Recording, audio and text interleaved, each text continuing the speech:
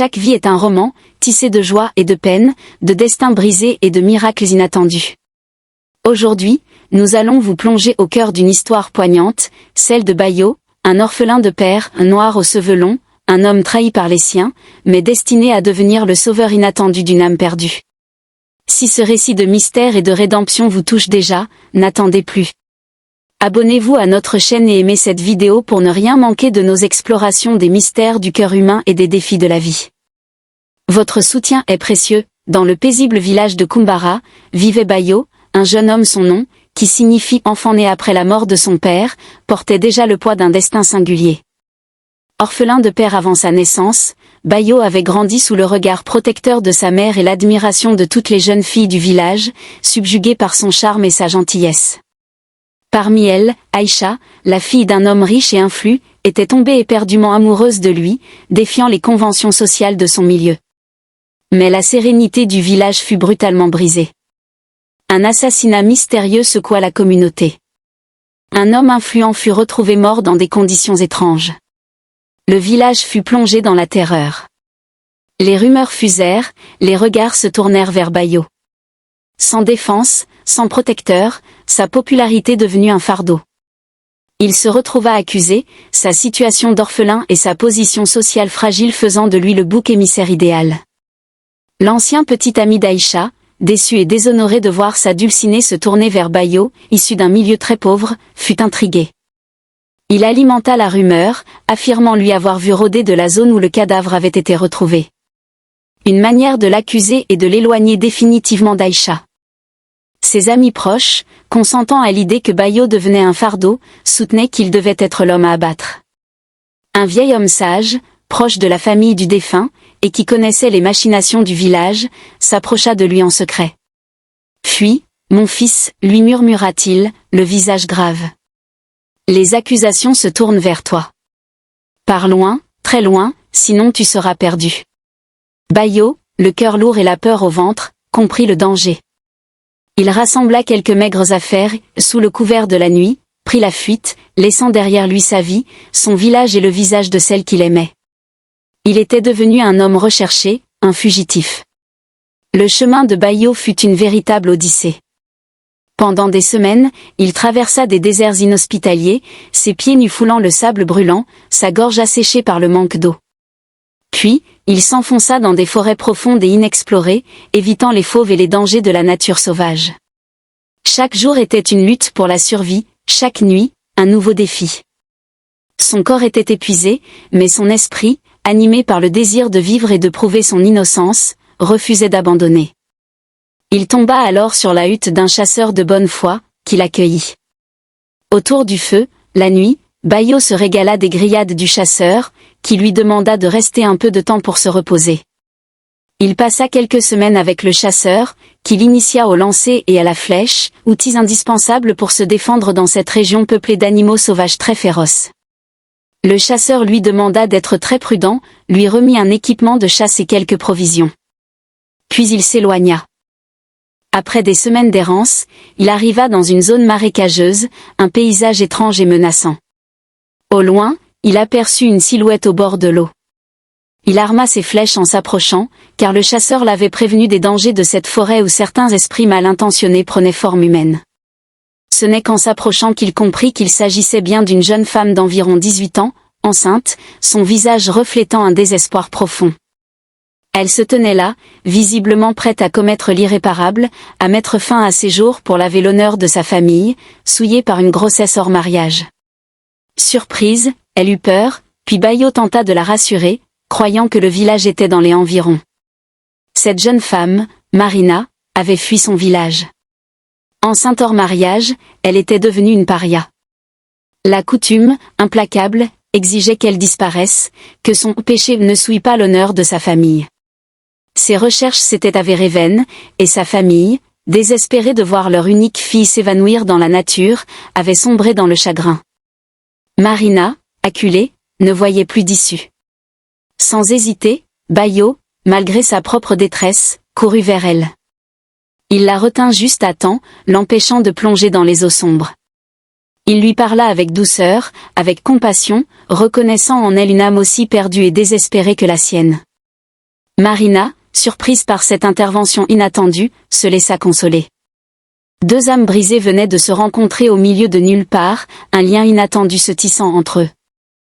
La jeune fille, voyant la bonté dans les yeux de Bayo, lui montra sa cachette de fortune. C'était un abri sommaire, à peine suffisant pour la protéger. Bayo, avec l'expérience acquise chez le chasseur, l'aménagea et la sécurisa, rendant le lieu moins vulnérable aux bêtes sauvages. Il alluma un grand feu, dont les flammes dansantes réchauffèrent l'atmosphère glaciale de la nuit et éloignèrent les prédateurs. Il veilla sur Marina, silencieux, attentif à chaque soupir. Après une longue hésitation, la jeune femme se confia à lui révélant son histoire, la honte qui l'avait poussée à fuir, et le risque qu'elle avait pris pour atterrir dans cette forêt menacée par les fauves. Il s'étonna de la manière dont elle avait pu survivre dans de telles conditions. Par pitié, il en oublia même ses propres problèmes. Bayo devint l'ange gardien de Marina. Grâce aux tactiques de chasse apprises, il parvint à tuer quelques lapins et fit des grillades pour nourrir la jeune fille. Marina, curieuse de voir un jeune homme plein de vie rôder dans ces zones reculées, tenta de l'approcher pour éclaircir ses intentions. Finalement, il lui révéla sa situation, sa traversée de la forêt et son séjour de quelques jours chez le chasseur, ce qui lui avait permis de survivre. Elle s'accrocha à son épaule, « Je suis désolée aussi pour toi, je suis sûre que tu es innocent, il n'y a rien de méchant en toi. » Le lendemain, craignant l'état avancé de la jeune femme seule dans cette jungle, il repartit dans la forêt à la recherche d'un village. Il finit par trouver un couple de bergers vivant dans une montagne et les approcha, leur expliquant le problème en prétextant que cette jeune fille était sa femme et qu'ils étaient venus en touriste avant de se retrouver perdus. Le couple accepta de les héberger. Accueillie par cette modeste famille pleine d'amour, la vieille femme des bergers manifesta une tendresse particulière envers Marina, la traitant avec une bienveillance maternelle. Bayo, connaissant bien les rudes conditions de cette jungle, partit aider le vieil homme à garder ses troupeaux. C'est ainsi qu'ils commencèrent à former une petite famille, unie par l'épreuve et la solidarité. Il écoutait Marina sans jugement, avec une compassion profonde. Il la rassurait, lui promettant de la protéger, elle et l'enfant qui grandissait en elle. Lentement, Marina commença à retrouver un peu de joie, un espoir fragile. Son ventre s'arrondissait, le signe d'une nouvelle vie qui s'annonçait, malgré toutes les épreuves. Bayo, lui, veillait, ses yeux scrutant les alentours, prêt à défendre celle qui était devenue sa seule raison d'être. Quelques mois plus tard, au cœur de cette forêt sauvage, loin des regards et des jugements, le bébé de Marina vint au monde. Il obtint l'amour immédiat de sa mère, de Bayo, et du couple de bergers, ravis de revoir un nouveau-né après des décennies. Ces derniers prirent soin de la jeune fille et de son bébé avec une affection débordante. Il l'aida, ses mains inexpérimentées guidées par un instinct protecteur. Ce fut un moment intime et émouvant, une nouvelle vie naissant au milieu de l'adversité. Le bébé était sain et sauf, un rayon de soleil dans leur solitude. Le rapprochement entre Bayo et Marina s'accentua considérablement avec l'arrivée de cet enfant, dont la mère désespérait de le voir un jour.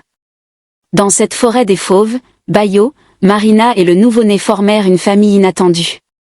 Unis par l'épreuve, la résilience et un amour pur, leur lien était indéfectible. La forêt, autrefois menaçante, était devenue leur refuge, le témoin silencieux de leur courage et de leur espoir. Bayo, le fugitif, avait trouvé une nouvelle mission, une raison de se battre, non plus pour lui-même, mais pour cette nouvelle famille qu'il s'est créée. Les années passèrent. Tandis que Bayo et Marina célébraient la venue de ce bébé, loin de la forêt, dans le village natal de Bayo, la situation s'éclaircissait. L'homme prétendument assassiné s'était finalement suicidé. Soulagé par cette vérité, la famille de Bayo se lança à sa recherche. Ses oncles et quelques amis d'enfance se mirent en route, le cœur rempli d'espoir. Bayo et Marina s'étaient installés dans un petit village éloigné, où ils vécurent en harmonie, loin des ombres du passé. Il était devenu un homme respecté, un chasseur habile, et Marina une mère aimante. Leur enfant grandissait, ignorant le drame qui avait présidé à sa naissance. Mais le passé, tel un fleuve souterrain, finit toujours par refaire surface. Des rumeurs sur l'assassinat de Kumbara, le village natal de Bayo, parvinrent à leurs oreilles. L'ancien fugitif n'était pas l'assassin. La famille Bayo, ruiné par ce drame, était toujours en quête de vérité et de justice. Au même moment, la famille de Marina, ayant appris par des rumeurs que leur fille était en vie avec son bébé, envoya une délégation à sa recherche. Marina retrouva ses parents et leur présenta Bayo, son sauveur dans la jungle, devenu le père de son enfant par procuration. Les familles de Marina et de Il se présentèrent, contentes de voir leurs enfants unis par un amour sincère. Bayo, désormais fort et sûr de lui, comprit qu'il était temps d'affronter son passé. Il décida de retourner à Kumbara avec Marina et leur enfant, prêt à prouver son innocence et à laver son honneur. Leur retour à Kumbara fut un choc. Le village, encore marqué par le drame, était silencieux. Bayo fut immédiatement confronté par les anciens et la famille d'Aïcha. Avec calme et dignité, il raconta son histoire, sa fuite, sa survie dans le désert, sa rencontre avec Marina, leur amour, la naissance de leur enfant. La surprise se lisait sur les visages. Marina, à ses côtés, confirmait chaque mot, son regard empreint d'une force nouvelle. Le vieil homme sage qui avait autrefois averti Bayo, intervint, confirmant son innocence et dénonçant les véritables machinations qui avaient conduit à l'accusation injuste de Bayo. La vérité éclata au grand jour, lavant l'honneur de Bayo. La famille d'Aïcha, émue par ce récit et honteuse de ces accusations, s'excusa. Aïcha, désormais mariée à un autre homme, le regarda avec regret, consciente de l'amour qu'elle avait perdu. Bayo, Marina et leur enfant furent accueillis par le village, leur histoire devenant un symbole de résilience et de rédemption.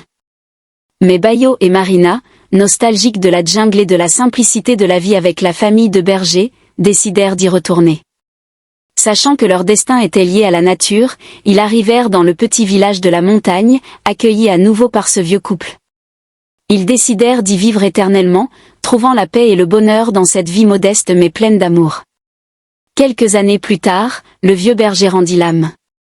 Bayo redevint un chasseur et berger en même temps, au grand bonheur de la vieille femme, de Marina et de leur bébé de 5 ans, qui ne cessait de grandir. L'histoire de Bayo est un hymne à la force de l'innocence et au pouvoir de l'amour. Trahi, banni, accusé à tort, il a trouvé en lui la force de survivre, et en Marina, une âme sœur. Leur union, née dans l'adversité, est devenue le témoignage d'un amour pur et indéfectible, capable de surmonter les épreuves les plus sombres. Ce récit nous rappelle que la vraie justice, parfois, met du temps à arriver, mais qu'elle finit toujours par triompher. Si cette histoire de courage, d'amour et de transformation vous a touché et fait réfléchir, nous vous invitons à aimer cette vidéo et à la partager avec ceux qui, selon vous, pourraient en tirer une leçon. Laissez-nous un commentaire pour nous faire part de vos pensées et de vos propres expériences. Et pour ne manquer aucune de nos prochaines explorations du cœur humain et des histoires inspirantes, n'oubliez pas de vous abonner à notre chaîne et d'activer la cloche de notification. Merci d'avoir suivi cette histoire poignante jusqu'à son dénouement. À très bientôt.